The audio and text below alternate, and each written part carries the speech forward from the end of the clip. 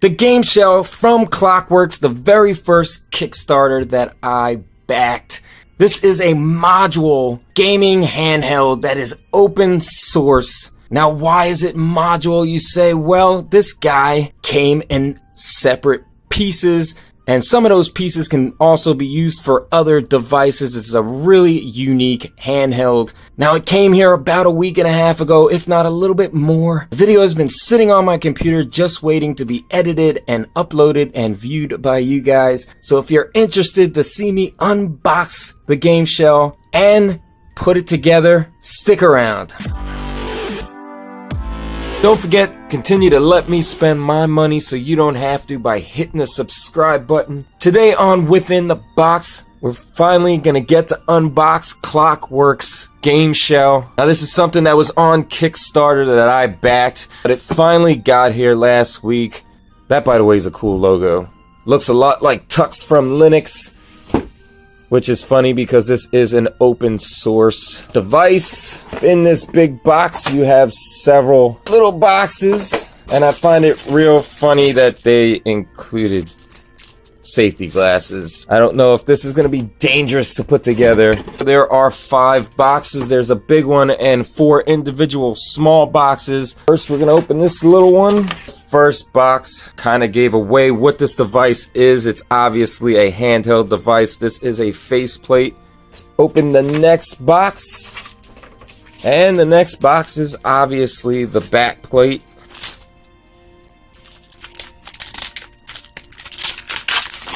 Now it's kind of like saran wrap. I've already got, you can't see it.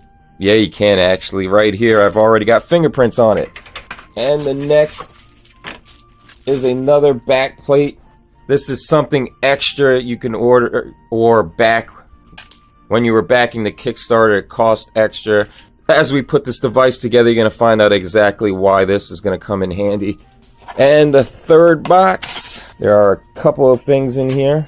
I'm actually not entirely sure what this is. This might be the buttons that go on the back of the device. Your L and R, your trigger buttons. Those are your trigger, your buttons, and your bumper buttons. That was extra when you were backing the GameShell on Kickstarter. Let's get to the big box right here. Right here, you got the GameShell assembly guide. And you got some stickers here. Now, I'm not entirely sure if you can put these on the GameShell. They're kind of cool. And here goes some more parts for the GameShell. I'm actually going to have to read that guide. And here's battery container. We got the LCD screen. There's another LCD screen. That obviously is the keypad cover. Contained within this foam. Alright, here we got the battery. Here are some buttons for it. There's the rubber buttons too. For the keypad, you have an LCD screen. This is the rechargeable battery board. This is for the speaker unit. This is the speaker board. It does come with an 8 gig SD card. That's nice. Honestly, I don't know what those are. As you may tell, this is a module game console that you can put together yourself. I'm guessing this is for the keypad, open source hardware, or this might be the main board. No, yep. This is the keypad board. That's your main board. Let's get to assembling this. The first thing is to put the screen together. Let's hope I don't break any of this because it looks really fragile. It reminds me of those car assembly kits you get in the store that you can put together. Everything's very plasticky. It's got these break-off clips here, just like the car assembly kits. I think I got the right parts. This right here is A3, and this right here is B3.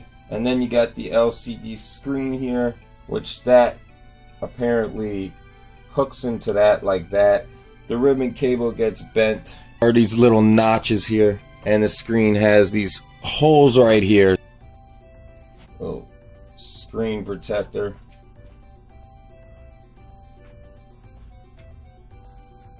Let's hope I don't break it. Yep. There you go, and that's the screen assembly. I hate the fact that it's extremely dark. Next step, which is putting the keypad together. We need B2, which is this guy. Also need A2. This is the A sheet. That's A2. And we need the keypad. The actual button sheets, which the buttons are made of plastic, they are not rubber. We also need the keypad board. And that goes in there like that. It's got the same notches that the LCD screen had, and you just press it down in there. Then you got your rubber button pad.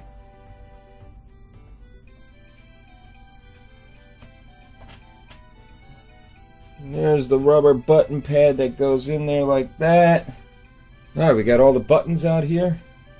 Start placing them on.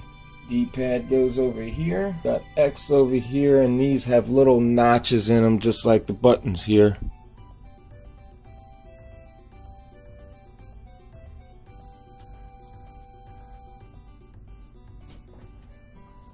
We got the buttons in. You got your A, B, X, Y. That's your standard for most controllers nowadays. Tell you what though, there's already scratches on this plastic, but it's very easily scratched, this plastic.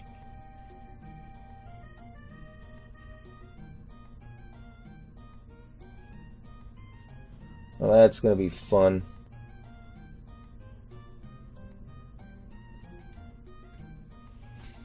This D-pad keeps falling out. Maybe as soon as you put the keypad module inside this case, it'll hold the buttons down. I feel like these buttons are gonna fall off and they're not gonna feel good during gameplay. Alright, I skipped the second step and went on to the third step, which was the keypad. The second step was actually supposed to be the main board. We got A1 here, we got B1, which is the top part of it, the SD card, and M1, which is the main board. Which honestly, I don't see any markings on the actual thing here stating which one was M1. I just assumed. Obviously, it's the main board here. It's got the SD card slot and the processor on it. Let's go ahead and set this in. And just like the other board, it has little nubs at the corner here, and the boards just slide into it just like the LCD and the keypad.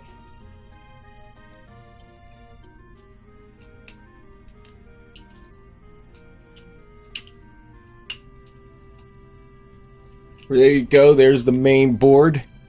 As you can see, you have your ACD out, or ACD in I should say, the power. You got a micro USB, and on the front here, I'm assuming that's where the LCD goes into. It's the LCD cable, and here's what appears to be an on and off switch. It's recessed in there, and that's going to be a pain to get to. You have the keypad, the LCD, and the main board put together. Let's move on to the fourth step, although I forgot to put the SD card in. Alright, on to the fourth step of this, and that is the battery. So we're going to need B4, which is this, and it's clearly marked battery container. And we're going to need A4. Breaking it off this plastic, of course. We're also going to need M4. This is the battery board. We're going to also obviously need the battery, and this battery seems to be a 3.7 volt 1050 milliamp battery. The battery just slides into this little connector right here. But there it goes, the battery is in there. Don't want to push too hard because this plastic, like I said, seems really flimsy. But there you go. That is the battery module. So we got 4 modules now. The LCD, the keypad, the main board, and the battery. Let's move on to step 5, which is the speaker. Alright, we need A5, B5. Now I might have got those switched. But either way, those are the ones that you need. And you need M5, which is speaker's main board, and you need M5S, which seems to be the speaker drivers. First step, as always, obviously, is to get the board in there. Next step, we're going to want to take the protective seal off the speaker drivers, and there are protective seals on the 2 speaker drivers as well. So we're going to want to take those off. Alright, I don't know if these are in right. There are connectors right here. I put them facing each other. I'm hoping that that's the way it's supposed to be. There's different, obviously, contacts on the board. I don't know if it's right because they didn't really show you on the directions exactly which way it goes. All they showed you is it was supposed to stick inside the top part here, which the bottom part of the speakers does have an adhesive. There you have it, 5 modules so far. The LCD screen, the battery compartment, the speakers, the main board module, and the keypad module. Let's move on to the next step, which is putting this guy together. Well, first they're showing you to connect the LCD to the main board. I'm actually going to take the main board out so I can get it connected to this LCD. Alright, there you have it. I got it in. Then you take the secure latch and secure it. Now I'm going to put it back inside here. Now that's secure. Now that's connected. I got the LCD connected to the main board. The next step is to connect the keypad here, which there goes that darn D-pad. This cable is for the keypad connecting to the main board. Alright, I had the wrong connector. There were other connectors inside the foam underneath a bunch of plastic beads here. Alright, now we got the keyboard connected to the main board as well, and the LCD screen, and as you can see, that pesky D-pad fell out again. Alright, next we're going to put the light key together, which was an extra add-on when you back the GameShell project on Kickstarter, and we're going to need another one of these small cables. Actually, we need that long cable that I thought was to hook the keypad to the main board. And we got the clip that hooks onto the back of it, and you also need the maker back shell, which came with that keypad. That fits in there just like that. Then you got the button strip here, and they click in like that. What they call a light key, which is basically your bumper and trigger buttons, was not easy to put together at all. But you can tell that this light key is not put together. You could probably hear one of the buttons clicking, but a lot of the other buttons are stiff and they're not coming in contact with the board. So I'm going to have to mess with that and see if I can adjust it. It was not easy to put together, as I said. Alright, at some point I have to start winging this and doing it myself the old-fashioned way because the directions are horrible. After some point they just stop mentioning things and they just throw pictures in there and they're not really explaining anything. So I'm gonna have to see if I can do this myself. Now I got the one ribbon cable in to the battery board, and that has to connect into the motherboard, the main board, motherboard, whatever you want to call it. And then you got the speaker board, which they didn't show you anything about that either. And it looks like this connects into here.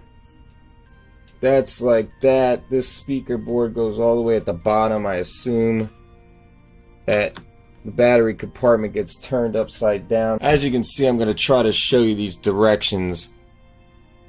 Right here is where they're showing you the certain cables get connected. On the phone, none of these cables were actually labeled. So you kind of got to assume for yourself where those cables go.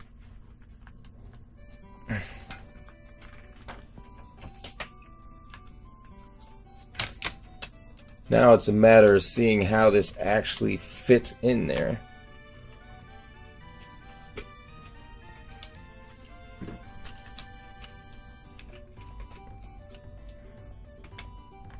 Looks like it's supposed to slide in these little rounded grooves.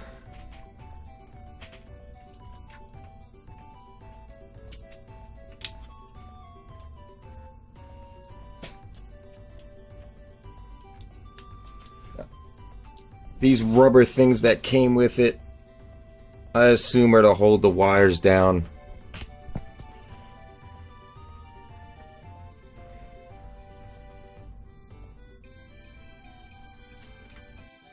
Alright, maybe the lighting's a little better on that. Definitely after this video's done, I'm definitely going on the internet and buying some better lighting. It's always been my downfalls, equipment, but either way, I got most of the stuff in here. If I didn't say it already, these rubbery things are to hold the wires down inside of the case, if you can see there.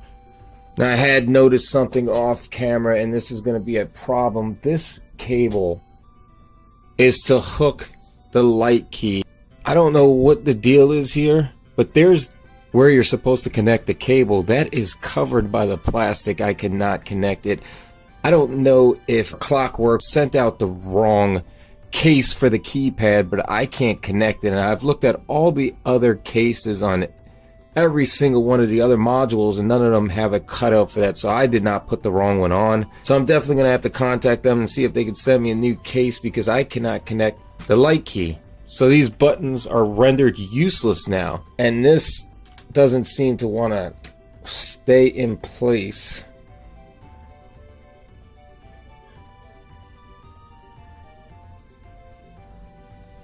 So these rubber standoffs in here. Alright, I got the device together. I am going to say the GameShell from Clockwork does look amazing. I like the old 90s hardware look. The buttons, they're alright. This X seems to be getting stuck. That's not on right. The D-pad feels alright. As you can see with the main faceplate on, it is staying in place. The rubber buttons feel the best. As I said, I can't hook the light key on the back, which are the bumper and trigger buttons, because for some reason there's no cutout on the keypad casing to gain access to the actual connector. So that's kind of a bummer. Once you get the case on, you had to put these little nozzles on, which holds the case in place, as you can see here. None of this uses screws or anything, which is kind of annoying to me. I guess they were trying to go with an easy access for changing out the modules, so I kind of get that. I like the whole translucent backing so you can see the actual main board and the battery and the inner workings. That's kind of cool. Recessed power button I was talking about, that actually has a plastic up here that you can press it, and there you go. You see a light which indicates that it is on. This is the first powering of the GameShell. Welcome to Clockworks. It's loading. I love the whole black and white look on the screen. On the whole OS is in black and white. Honestly, personally, I'm really feeling that. I like the whole interface. This looks amazing. You got RetroArch, Tiny Cloud, and you got free Doom, which is one of the reasons why I gravitated to this. It has Doom on it. But that was the unboxing of the Clockworks GameShell that I had backed on Kickstarter, the first Kickstarter project that I've ever backed. It is an open source module portable game console. So far it's fairly cool. Now the build, honestly in my opinion, was a little difficult and really frustrating at times. Now you can tell the plastic's alright. I mean, some of the stuff in here is a little cheaper, so the whole time I was a little nervous as to whether I was gonna break something. I am a little upset. As you've seen, during building this guy, I could not hook up the light key, which essentially was something extra that I backed. I added a couple of extra dollars to my top end backing fee, and it's supposed to be your L1, your L2, your R2, your R1. Now I could not connect the cable and connect that because for some odd reason the plastic that comes with the keypad module, it's blocking the connector, and it's something I'm going to have to bring up to Clockworks. Now, over the next couple weeks, I'm going to be messing with this, and at some point, I'm going to give a full review. I can't give a full review now. I do want to be able to get other games on here and see how the GameShell handles those, and also, apparently, because it's open source, you can program and learn to program your own games, so that'd be kind of cool to see if I can do that. But if you have any questions about the GameShell, please leave them in the comments down below. If you yourself also got a GameShell, let me know what configurations you went with, because you could get different faceplates for it. I went with the white. I just like it because it gives an 80s, 90s device hardware look to it. I know that sounded bad. I could not figure out the words for that, but you get what I'm talking about. And it honestly, it accents the black and white menu on the OS. I think that looks really cool. If you found this video to be of some sort of value, as always, please share amongst your friends and the rest of your social media. Thank you for watching another episode within the box. Remember, there will be a review on that, so if you have not subscribed to the channel yet, please do.